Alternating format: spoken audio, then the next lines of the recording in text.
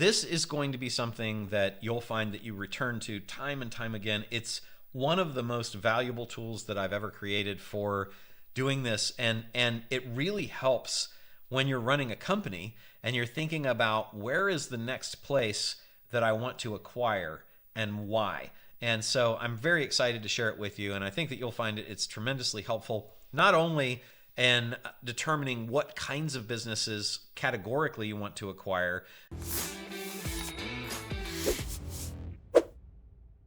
The next tool that we'll go through is called the acquisition wheel. This is going to be something that you'll find that you return to time and time again. It's one of the most valuable tools that I've ever created for doing this, and it really helps when you're running a company and you're thinking about where is the next place that I want to acquire and why. And so I'm very excited to share it with you, and I think that you'll find it's tremendously helpful, not only in determining what kinds of businesses categorically you want to acquire, then breaking that down into the specific individual actual target businesses that you want to go after, but also in identifying how do I get growth in the companies that I have acquired?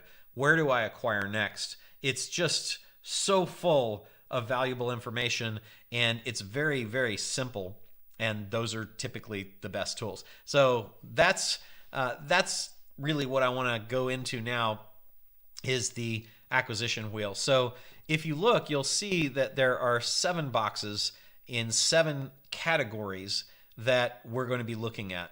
And what I like to do is take this in terms of what is my goal for either myself or the company I've got. So if you've got a company that you're already working with, that you already own, then this is really, really helpful, because you can see in the middle it says, this is a what am I looking for kind of basis. So in the middle you can say I'm looking for competitors, to acquire competitors so that I can get more market share. So if I go out and I acquire my competitors, this is typically called horizontal integration in the fancy business schools. But if I think about it just really simply, if I've got a business selling blue jeans and I want to get a bigger base of business to own more of the market share, and maybe I own 20% of the market right now, if I can go out and find somebody else, some other company that's already got a 20% market share, and I acquire that company, then I've instantly doubled my market share overnight the minute that I close that deal. That's the power of acquisitions. And it's also why I think it's really good to take a look at what is my objective with my existing company, because that's going to determine, when you know the objective, that's going to determine the kind of acquisitions that you're going to be looking for. Now, if you don't have a business currently, you probably want to start with a single business. But here's something that's interesting too. You can use this acquisition wheel even when you don't own a business to say, well, would I like to go out and capture some market share? Because if I would, I'm going to just identify the category of company I want. In my example, it's blue jean companies. And then I'm going to say, who's got the biggest market share? Well, maybe it's Levi's. I don't know who it is these days. But that's probably going to be outside pricing of something that you're going to want to go after. So then you're going to say, okay, well, I would like market share just to get in. And I'd like the ability to expand the company by acquiring others. So I'm going to need to find a few competitors to Levi's. And those competitors to Levi's that are lower, smaller companies are going to start popping up in your brain and in your research, and that's going to help guide you as to potential companies to acquire. So even though you don't own anything right now, and even though you're not ever going to probably acquire Levi's, you're going to have a really good base to say, now I know I just should go look for competitors. And I'm going to look for small competitors so that I can get my foot in the door, get a tiny bit of market share. And by the way, when you go to sell, you can use this acquisition wheel as well, because it works in reverse. Who's likely to buy my company? Well, who's got the biggest market share? That's a pretty good opportunity to acquire. So that's how I want you to look at this. So this first category is in the middle, and it is, how can I increase market share? Well, if I acquire competitors, then I can increase my market share instantly. If we go then to the upper left, this is, how can I get more leads? So if my need is that I've got a company already and I would like to generate more sales, And I know that to get more sales, I have to have more people coming in the door. And to have more people coming in the door, whether it's a virtual door or a physical door, I need to have more leads. And so, what if I'm able to identify companies that already have my ideal customer in droves? What if they've aggregated a whole bunch of my ideal customer in a company or in a media?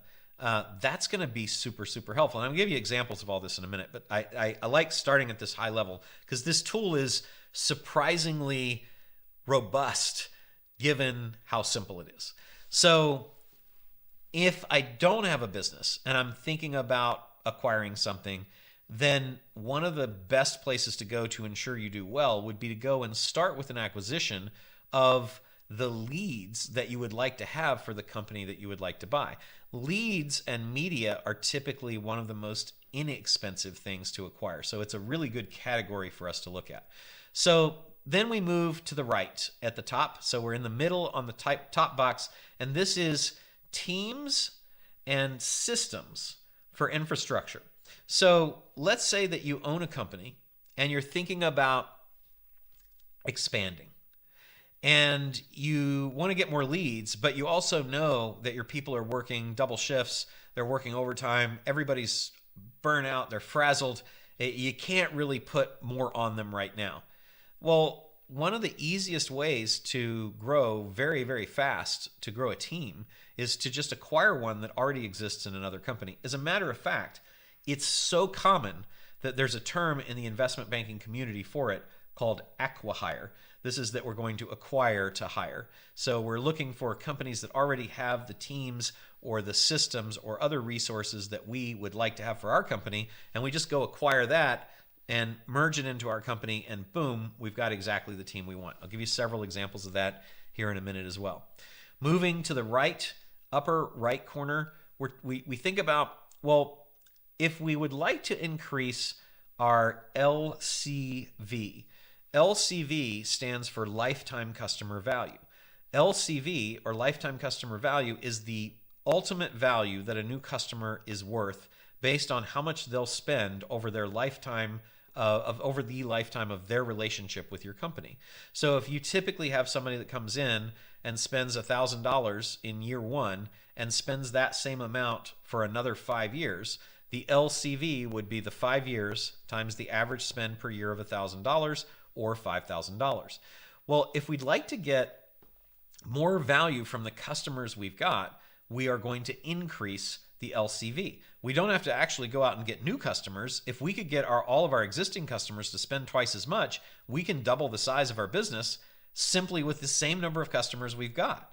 One of the easiest ways to do that is to add additional products and services to your product mix. So if you only have one product that customers are buying and they're spending $1,000 a year and typically stay for 5 years, that's great. You have a $5,000 LCV, but if you could add another product or a service or another product and another service to what you've already got, and that would then cause the people who are currently buying from you to buy those as well, and now that goes from $1,000 a year to $2,000, well, now you've doubled the LCV of your customer. You've also doubled your sales, and maybe you've even doubled your profits. That's the magic of acquiring additional products and services. And so you can acquire a company that owns additional products and services, or you can acquire the product or service itself from another company, okay? So then we go down under that to the lower right box. The lower right box says, well, how can we get our margin up? So maybe your issue with your company is that you want to make more profit. You don't really care about more sales so much, but you just want to make more profit. One of the easiest ways to do that is through something that the investment banking community calls vertical integration. Vertical integration is acquiring your supply and distribution chain. So if you are someone who sells jewelry, I had a private consult with a client last week who sells about $60 million worth of jewelry a year. And he started by drop shipping. And drop shipping is where you look online and you go find other people that have products and you buy those products in bulk, and then you find buyers for them and you send the addresses of the buyers to the drop shipper and they ship directly to the buyer. Well, when he started, he was doing that, but then he realized that he was paying for the people who were manufacturing these jewelry items to be able to have a profit for themselves, which they should. But if he was going to manufacture those himself, then he would capture the profit that was currently going away to the owners of the manufacturing companies, and his company would ultimately make significantly more money. So that's what he did. He started manufacturing, and he acquired manufacturers. He did the same thing on the distribution side. Initially selling through retail stores who would take a significant margin, and then saying, oh, what if I can go direct, right? What if I can go direct to the people who are buying my stuff? Well, that is vertical integration, and basically what it allowed him to do, and it will allow you with businesses too, is to cut out the profit that's being made before you get the product or service, and then cut out the profit that's being made after you sell as well, so that you capture 100% of the value chain.